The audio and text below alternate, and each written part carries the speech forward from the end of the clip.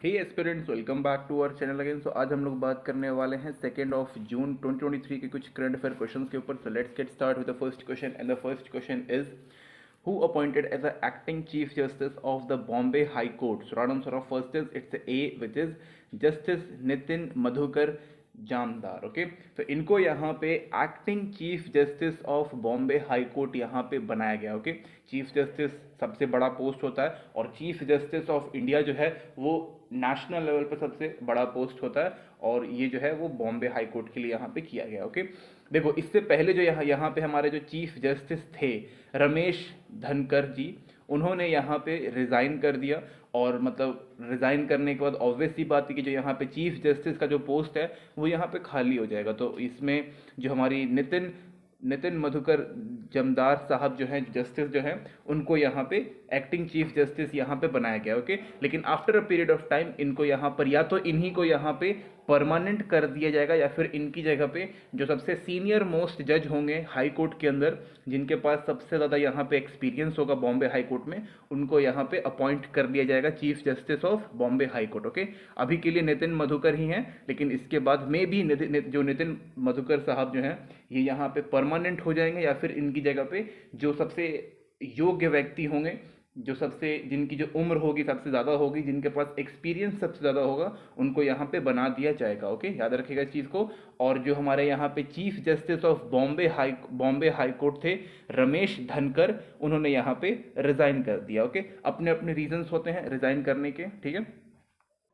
Next question is which government has approved a new financial scheme named Namo Setkari Mahasamman Yojana for farmer. तो right answer of second is it's B, which is Maharashtra. Okay, तो महाराष्ट्र की जो government है उन्होंने यहाँ पे farmers को एक तरीके से फाइनेंशियल असिस्टेंस यहाँ पे प्रोवाइड करने की एक तरीके की पहल किया गया और यहाँ पे एक स्कीम यहाँ पे लॉन्च किया गया। ओके, फार्मर्स के लिए। इसमें कितने फार्मर्स रहेंगे?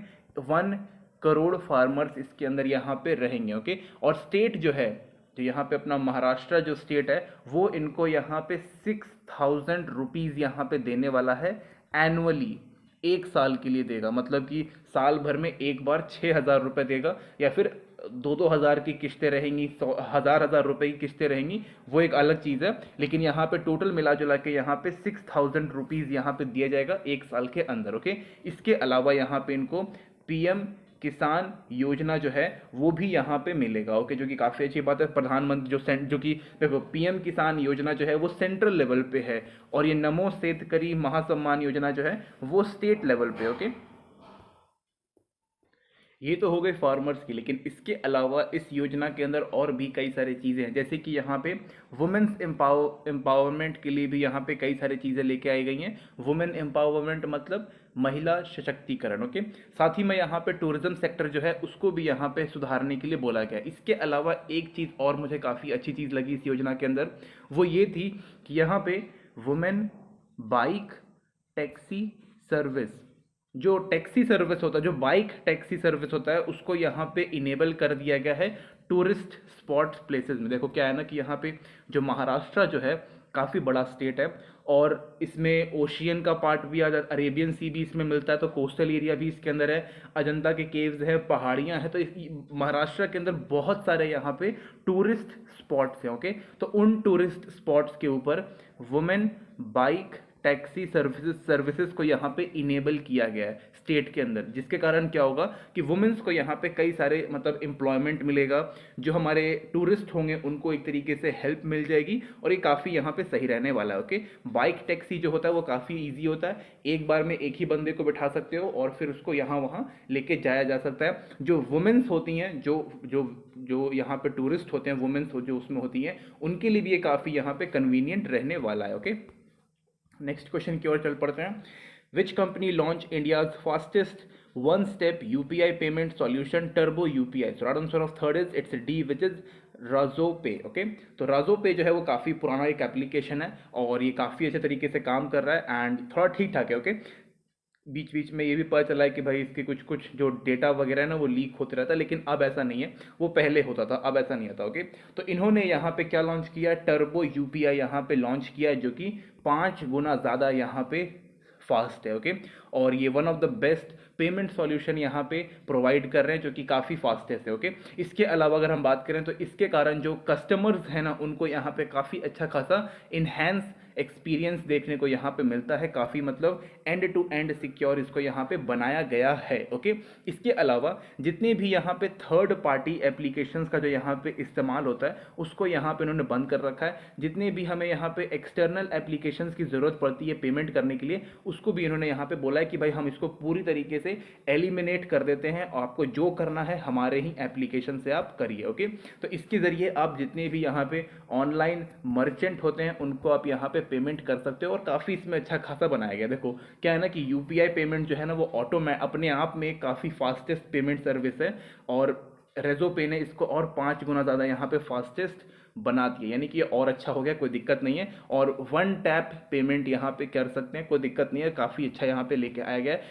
तो याद रखना है कि टर्बो यूपीआई किसने लॉन्च किया है, रेजो पे ने इसको यहाँ पे लॉन्च किया है। Okay, next question is which government has launched a मोघरा scheme? So right answer of fourth is it's C, which is Odisha. Okay, तो मोघरा को यहाँ पे माई हाउस यहाँ पे बोलते हैं। ये स्कीम उन लोगों के लिए यहाँ पे लॉन्च किया गया है जो यहाँ पे लोअर मिडिल क्लास के जो लोग हैं उनके लिए, या फिर जिनकी इनकम बहुत कम है उन लोगों के लिए यहाँ पे लॉन्च किया गया। ओके, एक तरीके से ये भी एक यहाँ पे फाइनेंशियल असिस्टेंट यहाँ पे प्रोवाइड किया जा रहा है उन लोगों के लिए जो अपना घर नहीं बना सकते या फिर जिनके पास घर नहीं है, तो उनको घर बनाने के लिए यहाँ पे पैसे दिए जाएंगे। ओके, ऐसे भी मतलब देखो एक तो यहाँ पे घर बनाने के लिए पैसे दिए जा रहे हैं, साथ ही में जिनके पास ऑलरेडी घर है लेकिन वो थोड़ा सा यहाँ पे अपना एक्सपैंड करना चाहते हैं, अपने घरों में थोड़ा बहुत अपग्रेड वगैरह लाना चाहते हैं, तो उन सब चीज़ों के लिए भी यहाँ पे पैसे जो है वो यहाँ पे दिए गए। ओके, और यहाँ पे लोन वगैरह भी यहाँ पे मिल रहा है। ओके, मेनली कह सकते हो कि यहाँ पे ये लोन ही है जो यहाँ पे इनको मिल रहा है। ओके, इसके अलावा अगर हम बात करें तो यहाँ पे कितने का लोन मिल जाएगा, तो मैक्सिमम यहाँ पे 3 लाख रुपीज़ का यहाँ पे लोन मिलेगा 10 ईयर्स के लिए। 10 साल तक यहाँ पे रहेगा, कोई प्रॉब्लम नहीं रहेगा, और 10 साल तक आप इसको यहाँ पे EMI के थ्रू यहाँ पे आप पेमेंट कर सकते हो। कोई भी इसके अंदर यहाँ पे एक्स्ट्रा बैंकिंग चार्जेस यहाँ पे नहीं रहेगा। इसके कारण जो यहाँ पे SC ST PWD के जो लोग हैं यहाँ पे, जो काफ़ी लोअर मिडिल क्लास के लोग हैं, अब देखो जनरल में भी आ सकते हैं, OBC में भी यहाँ पे जो लोअर मिडिल क्लास के लोग हैं वो आ जाते हैं, तो उनके लिए काफ़ी यहाँ पे अच्छा रहने वाला है। इसके कारण क्या होगा कि जो उनकी जो लाइफ स्टाइल है वो यहाँ पे इन्हेंस हो जाएगी। ओके, तो जो लोअर मिडिल क्लास के लोग हैं उनके लिए काफ़ी यहाँ पे अच्छा स्कीम लेके आया गया है, मो घर यानी कि माई हाउस स्कीम। ओके, याद रखिएगा उड़ीसा गवर्नमेंट ने इसको यहाँ पे लॉन्च किया। Okay, next question is which government has named cricket legend Sachin Tendulkar as a Smile Ambassador? Okay, so right answer of fifth is it's C, which is Maharashtra. Smile एक ऐसा foundation है जो छोटे बच्चे होते हैं उनके हित के लिए यहाँ पे काम करता है। ओके, उनके एजुकेशन के लिए, उनके हेल्थ के लिए, उनके हायर एजुकेशन के लिए, उनके लाइफस्टाइल के लिए, जो अनाथ बच्चे हैं उनके लिए यहाँ पे ये काम करता है, और भी अलग अलग सेक्टर्स में स्माइल फाउंडेशन का यहाँ पे योगदान रहा है। ओके, तो इसके यहाँ पे एम्बेसडर कौन बन चुके हैं, तो यहाँ पे सचिन तेंदुलकर सर जो हैं वो यहाँ पे बन चुके हैं। सबको पता है हु इज सचिन तेंदुलकर, क्या किया है इन्होंने, क्या है ये, और मतलब one of the best cricket players में से एक है। ओके, भाई क्रिकेट के लेजेंड यहाँ पे लिख दिया गया, तो और क्या लिख सकते हैं। Okay,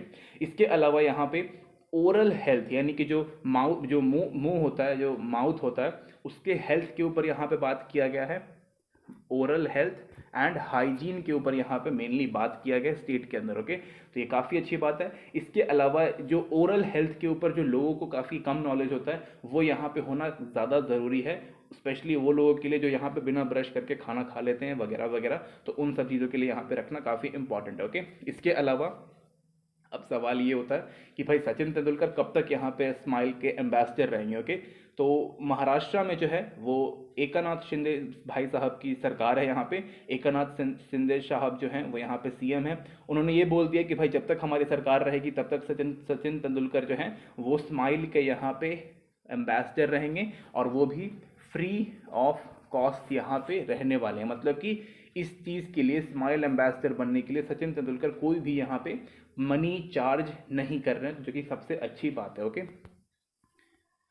Next question is who joined COP28 advisory committee to address climate crisis? So right answer of 6 is it's a B, which is Mukesh Ambani ji. Okay, तो मुकेश अंबानी जो हैं वो यहाँ पे एडवाइजरी कमेटी के यहाँ पे मेंबर बन चुके हैं COP28 के, और यहाँ पे जो क्लाइमेट चेंज हो रहा है, क्लाइमेट क्राइसिस आ रहा है, उसके ऊपर यहाँ पे बात करने वाले हैं. ओके, मुकेश अंबानी एक लौते ऐसे इंडियन हैं जो यहाँ पे COP एडवाइजरी कमेटी के पार्ट बनने वाले हैं, इसलिए काफ़ी इंपॉर्टेंट है. मुकेश अंबानी रिलायंस कंपनी के चेयरमैन है, याद रखिएगा, तो सबको पता होगा, लेकिन यहाँ पे मुकेश अंबानी ही एक हैं जो यहाँ पे एडवाइजरी कमेटी के यहाँ पे मेंबर बनेंगे. और इसके साथ यहाँ पे 31 मेंबर मेनली यहाँ पे हैं, 31 मेंबर हैं, जिसमें से एक मुकेश अंबानी रहने वाले हैं. Okay, COP28 conference of party 28. Okay, तो यहाँ पे क्या होता है ना कि यहाँ पे हम लोग क्लाइमेट चेंज के ऊपर बात करते हैं. जितने भी यहाँ पे क्लाइमेट से रिलेटेड जितने भी प्रॉब्लम्स होती हैं उन सब के ऊपर हम लोग बात करते हैं. अर्थ का जो टेम्परेचर यहाँ पे धीरे धीरे करके इंक्रीज हो रहा है, उसको कैसे डाउन करना है उसके ऊपर बात करते हैं. रिन्यूएबल एनर्जीज के ऊपर बात करते हैं, और भी कई सारी चीज़ें. ओके, ये COP28 किसके अंतर्गत आता है? UNFCCC, United nation framework convention on climate change. Okay, मैं दोबारा से यहाँ पे दोहरा देता हूँ, United nation framework United nation framework convention on climate change. Okay, तो ये चीज़ याद रखिएगा, ये अभी सबसे यहाँ पे हाईलाइटेड टॉपिक में से एक है, इसलिए इससे रिलेटेड जो क्वेश्चंस हैं वो यहाँ पे आराम से आ सकता है. ओके, अब इस पर्टिकुलर एडवाइजरी कमेटी में क्या क्या बातें होंगी, तो यहाँ पे अलग अलग यहाँ पे पॉलिसीज़ के ऊपर बात होगी, इंडस्ट्रीज़ के ऊपर बात होगी, एनर्जी के ऊपर बात होगी, फाइनेंस कहाँ से मिलेगा पैसा क्लाइमेट चेंज को रोकने के लिए, उन सब चीज़ों के ऊपर बात की जाएगी. सिविल सोसाइटीज़ हैं उनके ऊपर, यूथ हो गया, और ह्यूमैनिटेरियन असिस्टेंस के लिए यहाँ पे बात की जाएगी. ओके, ये सब कुछ हो गया एक तरफ. इसके अलावा COP28 इस बार होस्ट कौन कर रहा है, कौन सी कंट्री कर रही है? UAE. ओके, दुबई कह लो, इसको शॉर्ट फॉर्म में लोग दुबई बोलते हैं, UAE को. ओके, तो UAE इसको यहाँ पे इस बार होस्ट कर रहा है. अब डेट क्या होगा भाई? तो नवंबर 30 से लेकर के दिसंबर 21 दिसंबर तक यहाँ पे लगभग 12 लिख दिया मैंने, 21 लिख दिया ना मैंने, 12 दिसंबर. ओके, 30 नवंबर से लेकर के 31 दिसंबर तक यहाँ पे ये रहने वाला है, और इसी साल के एंड में ये होगा. ओके, अपने आप में ये जो COP की जो बैठक होती है काफ़ी इंपॉर्टेंट होती है, और ये यहाँ पे ये मेनली यहाँ पे हम लोग क्लाइमेट क्राइसिस के ऊपर यहाँ पे मेन बात करते हैं. UNFCCC जो है वो इसके अंतर्गत यहाँ पे आ रहा है. 31 मेंबर की एक कमेटी होती है, और इसके अंदर मुकेश अंबानी जी जो हैं वो एक लौते इंडियन हैं, और ये लोग यहाँ पे बैठ करके क्लाइमेट चेंज जो हो रहा है, क्लाइमेट क्राइसिस जो है उसके ऊपर यहाँ पे मेनली बात करेंगे. Okay, next question is who has launch the Odisha for AI and artificial intelligence for youth initiative.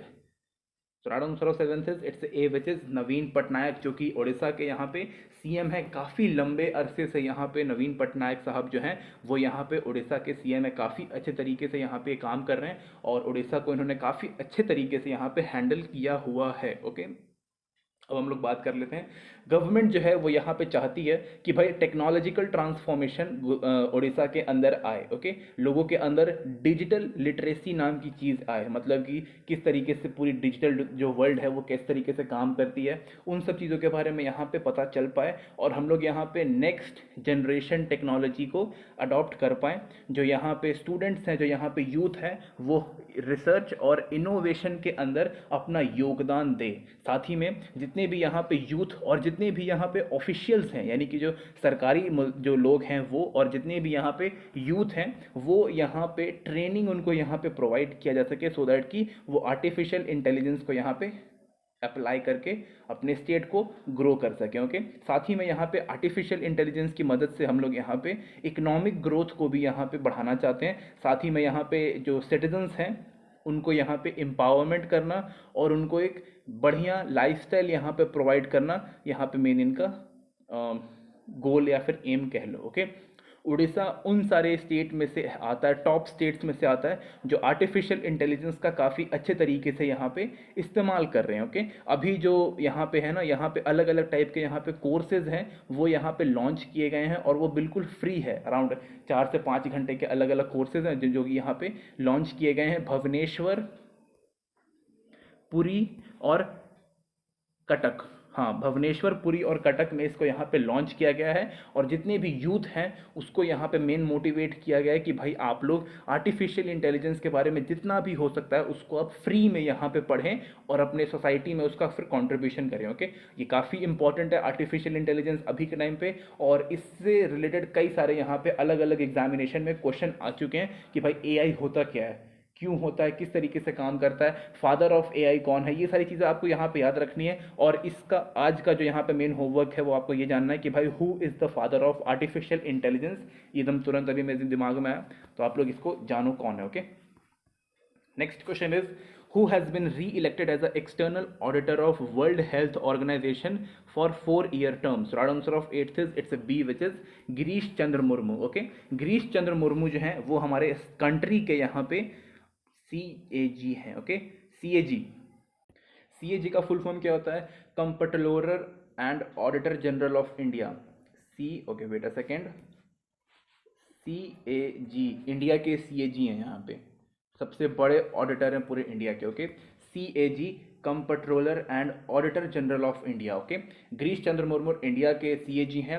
इसके अलावा यहाँ पे ये WHO यानी कि वर्ल्ड हेल्थ ऑर्गेनाइजेशन का यहाँ पे ये एक्सटर्नल ऑडिटर यहाँ पे री इलेक्ट हुए हैं, यानी कि इसका मतलब ये है कि भाई इससे पहले भी यहाँ पे यही थे और अब भी यहाँ पे यही रहेंगे। 2024 से 27 तक यहाँ पे रहने वाले हैं और 2019 से लेकर के 23 तक यही थे, दोबारा यहाँ पे री इलेक्ट हो चुके हैं। इनको वोट यहाँ पे मिला था, मतलब वोटिंग वगैरह यहाँ पे होता है और ये 29 मई को यहाँ पे इसका वोटिंग हुआ था और रिजल्ट फिर बाद में आया। कहाँ पर हुआ था? जेनेवा में हुआ था। जेनेवा में इसका यहाँ पे हेडक्वार्टर भी। Okay, out of 156 he got 114 vote, 114 vote इनको यहाँ पे मिला और फर्स्ट राउंड के वोटिंग में ही इनको यहाँ पे सेलेक्ट कर लिया गया। ओके, इन्होंने यहाँ पे जब बन चुके हैं तो फिर वहाँ पे वो स्पीच देंगे, तो इन्होंने यहाँ पे मेन ट्रांसपेरेंसी की यहाँ पे बात की कि भाई जो भी हम लोग यहाँ पे ऑडिट करेंगे, जो भी यहाँ पे हिसाब होगा उसका काफ़ी बेहतरीन यहाँ पे आउटकम रहना चाहिए और मेन यहाँ पे ट्रांसपेरेंसी यहाँ पे रहना चाहिए। ओके, ट्रांसपेरेंसी सबसे इंपॉर्टेंट है। ओके,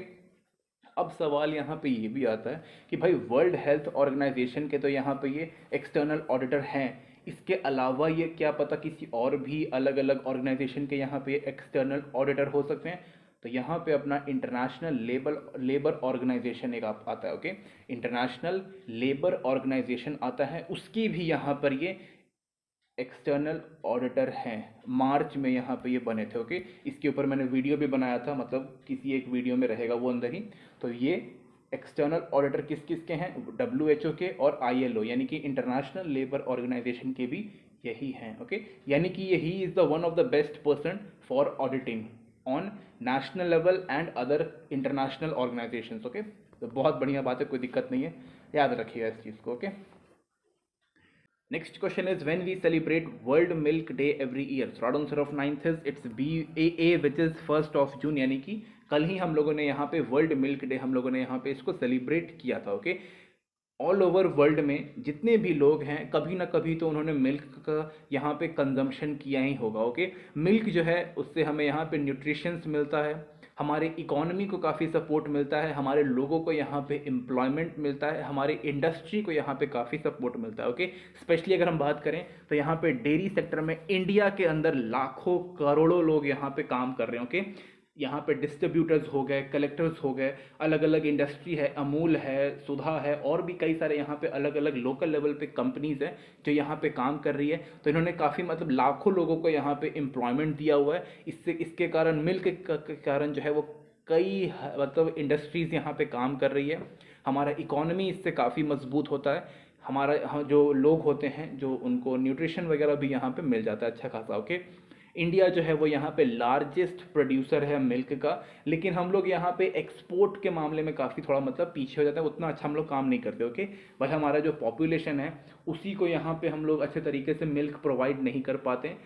ऐसा भी होता है कि भाई हमें दूसरी कंट्री से यहाँ पे एक्सपोर्ट यहाँ पे करवाना पड़ता है, इंपोर्ट कराना पड़ता है। ओके, हम लोग यहाँ पे बेहतर तरीके से हम लोग यहाँ पे एक्सपोर्ट नहीं कर पाते, बल्कि कभी कभी हमें यहाँ पे इंपोर्ट ही करना पड़ जाता है। ओके, जो कि अच्छी बात नहीं है। हमें यहाँ पे ऑलमोस्ट हर जगह इंपोर्ट करना चाहिए, एक्सपोर्ट करना चाहिए। ओके, जो कि काफ़ी इंपॉर्टेंट है। इसके अलावा एक चीज़ मेरे पास मतलब ये मेरी अपनी एक सोच है कि एटलीस्ट हर इंसान के घर में एक गाय तो होनी चाहिए, और जैसी भी उसकी यहाँ पे फाइनेंशियल कंडीशन होगी वो एक से ज़्यादा यहाँ पे 2 या 3 यहाँ पे रख सकता है, बट एटलीस्ट यहाँ पे एक तो होना ही चाहिए। मतलब उसके लिए अगर वो सक्षम नहीं है तो वो भी ज़रूरी नहीं है, लेकिन होना चाहिए था। ओके, इसके कारण क्या होगा ना कि भाई हर घर में जब यहाँ पे गाय रहेंगी तो हर इंसान को यहाँ पे न्यूट्रिशन मिल जाएगा, उसकी ज़रूरत की चीज़ें यहाँ पे पूरी हो जाएंगी।